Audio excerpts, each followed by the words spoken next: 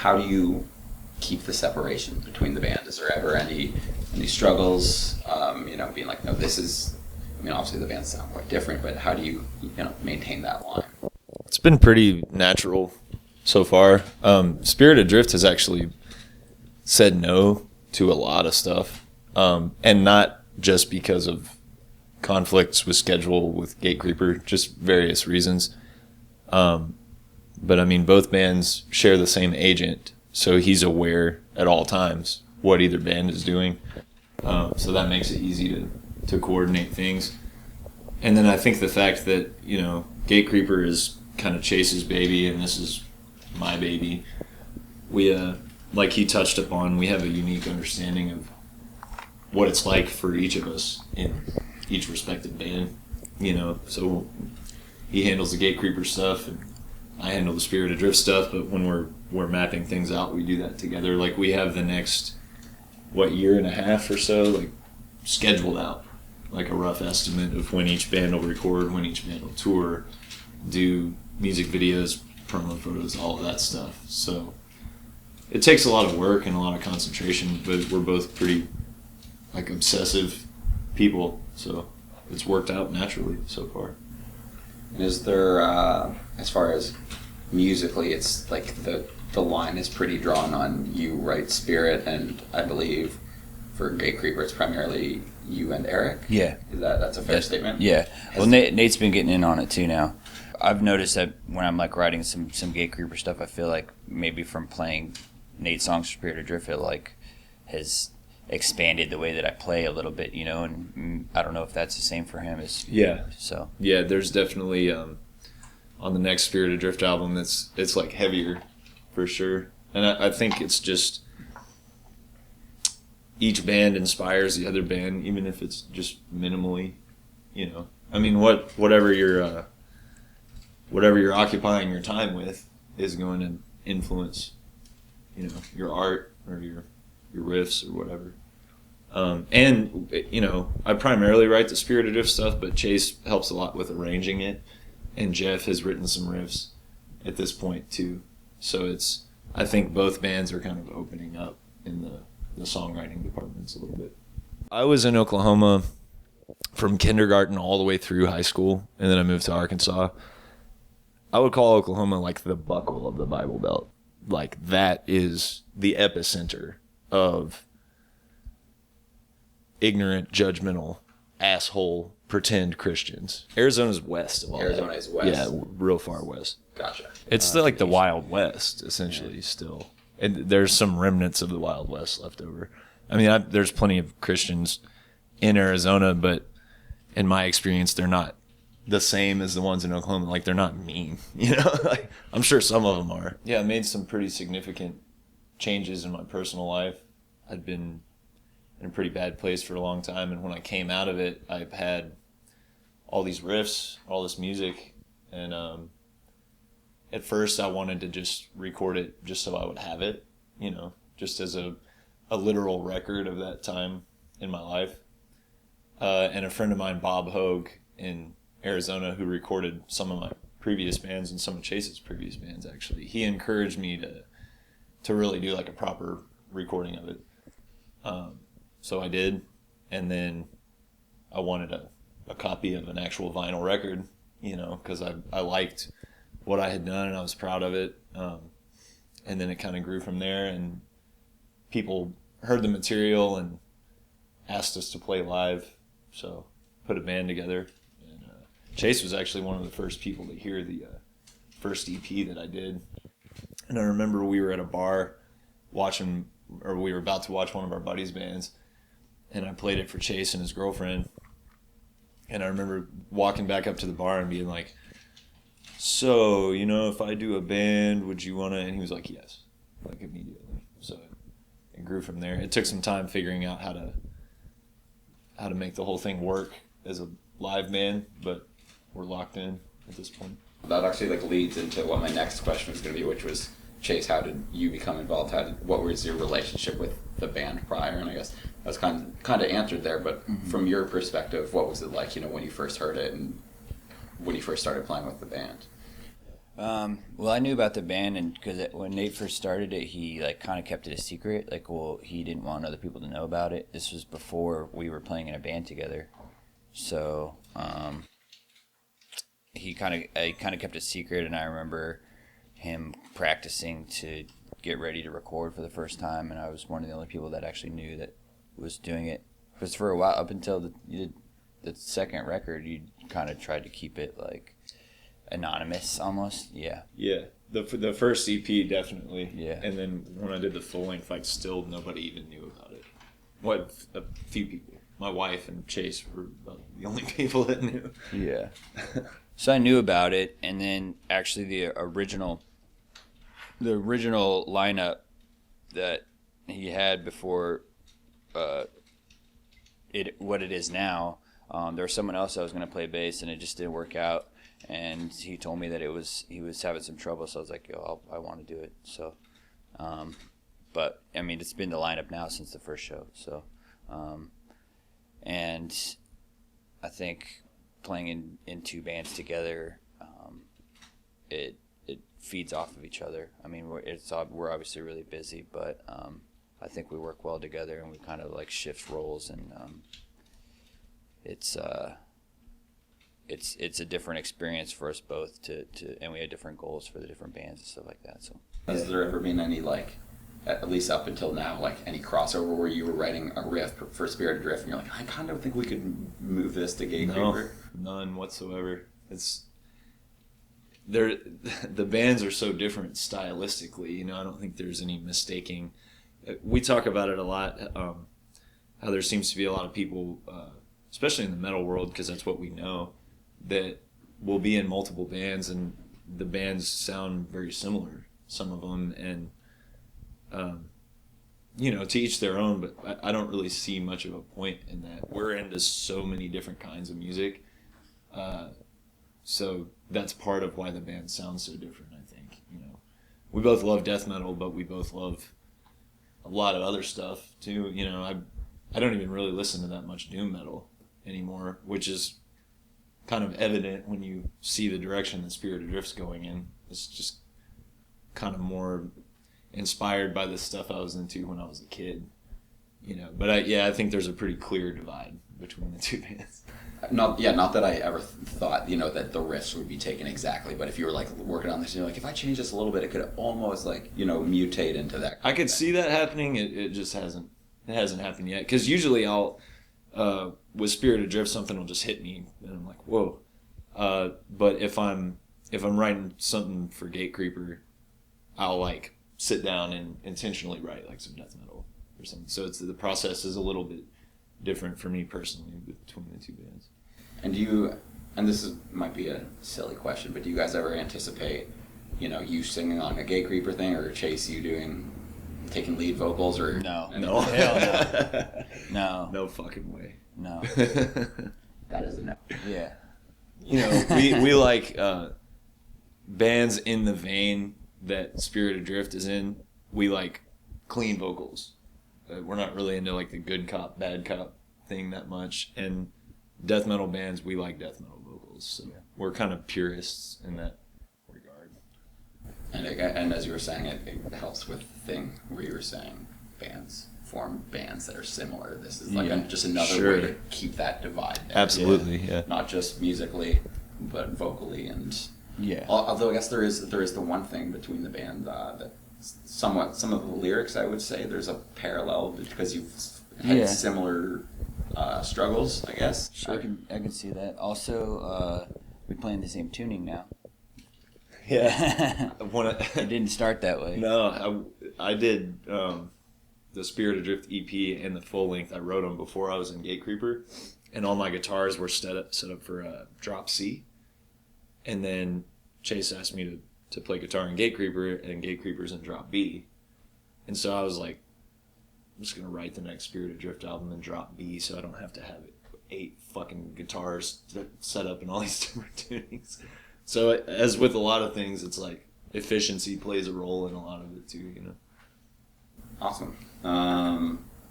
So, you know, you were talking about the evolution of the sound and how it's like kind of evident that you don't listen to necessarily like a lot of doom metal, and it's more over time being reflective of what you were listening to like at a younger age. I mean, I guess it's kind of interesting to hear from both of your perspectives, from you as the guy who started this band and has written, being the sole to primary writer to now, and Chase, kind of somebody who was on a little bit of an outsider perspective at the start. How did that evolution of your guys' sound come to be?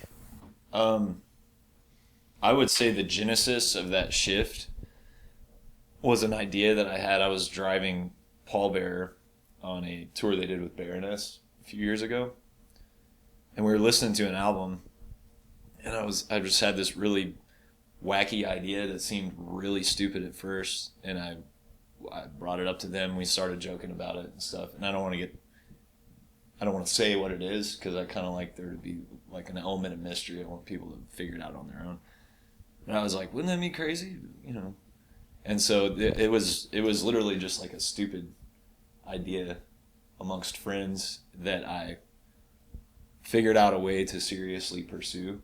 But I mean, that idea, I guess the soul of the idea was getting back to the best of heavy metal that got me into music. I mean, like, I heard Black Sabbath first, and then Metallica, Slayer, Judas Priest, the classics. That was my introduction to metal. And I think something that those bands have in common, maybe not Slayer so much, but Black Sabbath for sure, like, I would say Black Sabbath invented doom metal, but you can't call them a doom metal band.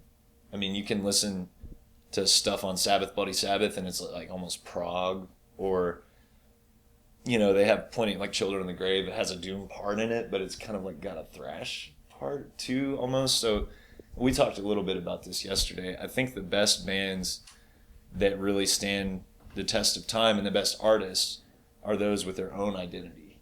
And people seem to be so caught up on like genre classifications and stuff, which can be helpful, but I think the best bands are just Black Sabbath is Black Sabbath, Metallica is Metallica, etc.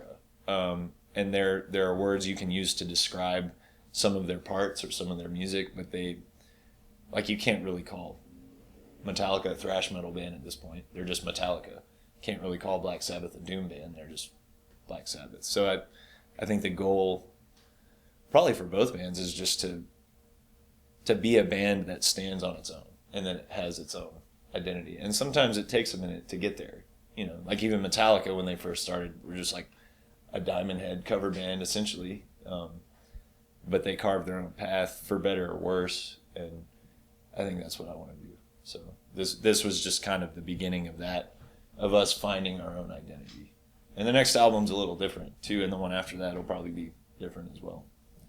Cool. Yeah. Chase, you heard the band at first when you heard that demo, and it was one thing, and then he presented, I have this idea to take it this way. How did you feel? I mean, obviously we're not going to reveal what that idea is because we're being spooky, but was it like immediately like a yes, let's do that, or were you at least like, I don't know, man, or like how did you view the proposed evolution of the Spirit Adrift sound?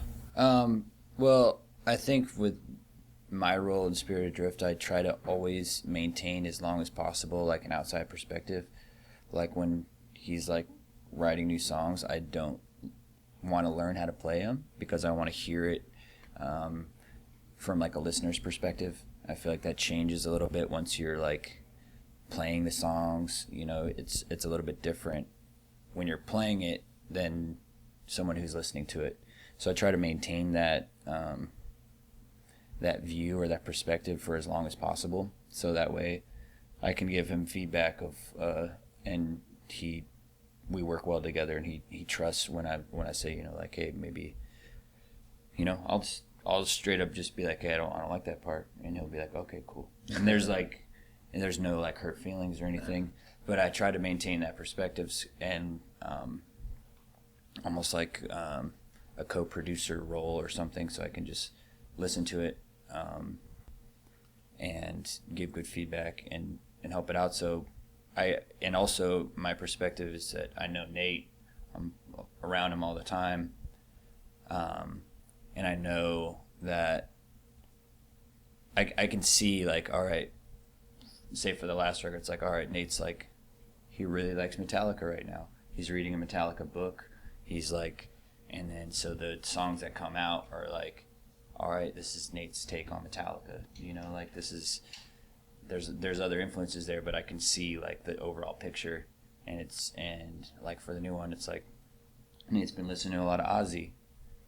The new songs sound like him doing Ozzy songs, you know, so I have that perspective where I can see that going on, and like it's cool to see. And I just try to like let it all happen, and then at the end, when it's time, I can kind of come in and give my 2 cents or whatever, but I just let it happen and try to help when I can. As you guys were saying with, or as you were just saying there with trying to maintain that outsider opinion, and you know, when you're like, I don't like this part, there's no hurt feelings, because the goal being served is a better song. And I think one thing that I've noticed being around bands when they're writing is, you know, if somebody's more involved in the writing process, they get more attached to a certain part of the song. So if you were both doing that and then you wrote a part and then it's like, I don't really feel that, you're just like, but I like it, and because you get attached to the part, not so much as the thought of how does this better the song. So sure. Well, where I trust Chase is in filtering out some of my wackier shit, because I know music theory, and I like a lot of really weird stuff, but for Spirit Adrift, I don't think we're there's some kind of proggy parts, but I think the goal is to appeal to like a mass audience, and Chase has a really good ear for like things that might confuse your average listener or something. So I really trust him if he's like, hey, I don't get that part. You know, sometimes we'll compromise. Sometimes we'll just cut it out because I really trust him to.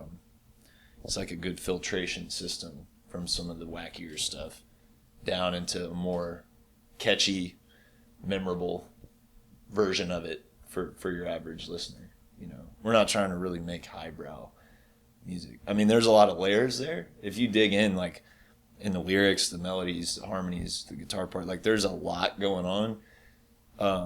But I think my favorite bands, like AC/DC being a prime example, and the first two Ozzy albums, when you listen to it, you can bob your head, you remember it. It seems really simple. And then you put on really nice headphones and you listen to it 100 times and you're still not going to figure it out. There's so much like subtle, cool shit going on. So I think that's the ultimate achievement as a rock band, is to make a song that sounds simple and catchy on surface level. And when you dig in, it's like mind-boggling what they're doing. It's funny you bring up the weird shit.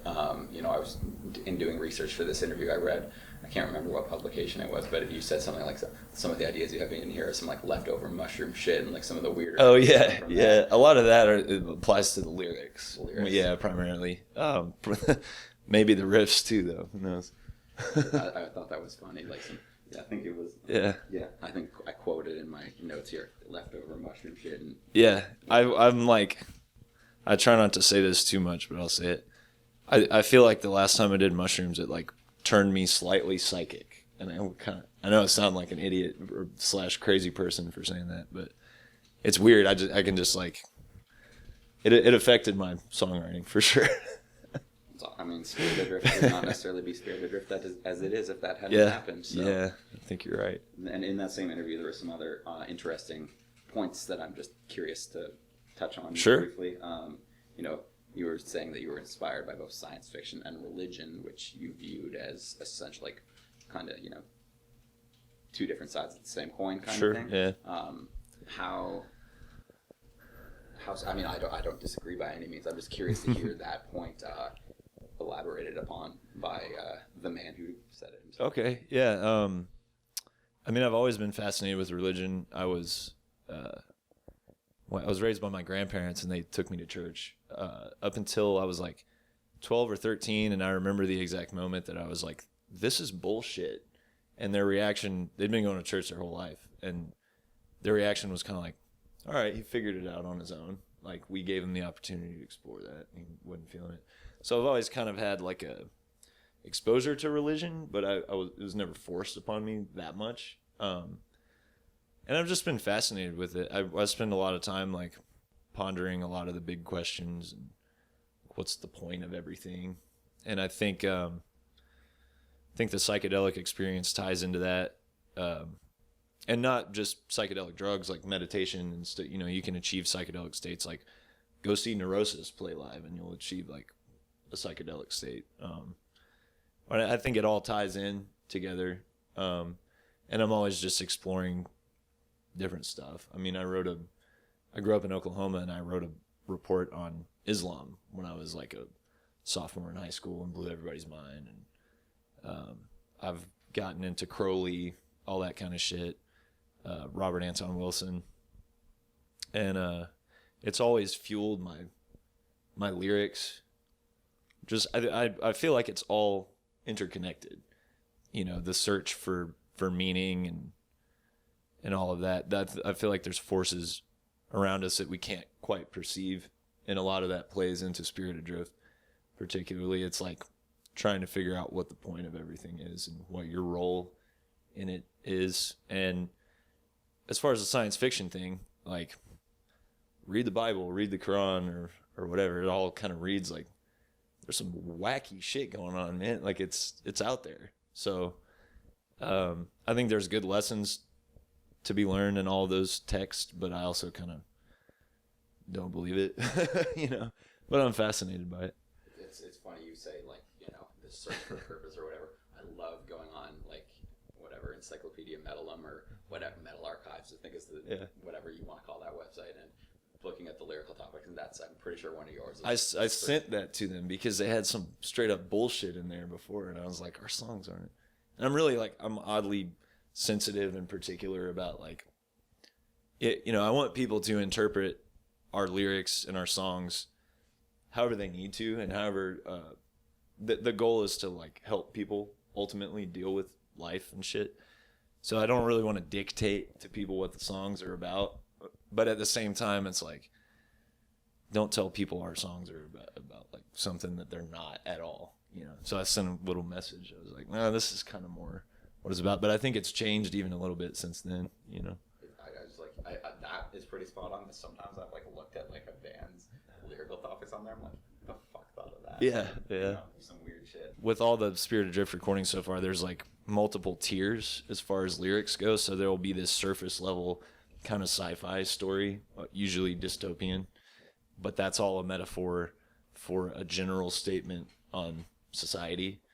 And then that's all a metaphor for like specific things that have happened to me personally. So it's all layered up, And Chase, how does that differ, or how is it similar to the lyrics that you write for Gatecreeper? I'm very fascinated by this, the divide between the bands and how you guys keep it separately, and just so he's got that almost like triple layer dip kind of thing that he's got going on here. How are the Gatecreeper lyrics? Dude, I don't give a shit about any of that. I don't know. Like, for Gatecreeper, like, it's not like I didn't even print the lyrics for the last record. I don't really. I mean, I write lyrics that I like, but I'm not really like a big lyrics person. Like, even for bands that I like, I don't. Some people are, some people aren't. Like, I'm not. I don't care about the lyrics I might not even, if it's a death metal song or like you can't obviously hear what the lyrics are, like I'm not really going to look it up. Like some of my favorite songs, I don't know what the lyrics are. But maybe that's looked down upon because I'm the singer of the band, but also like I think that the riffs are the most important part. It's funny to see like people will sing along in Gatecreeper, and I'm like, dude, I might not even remember the lyrics, and you think that you do, but maybe I think it's cool, but it's also funny.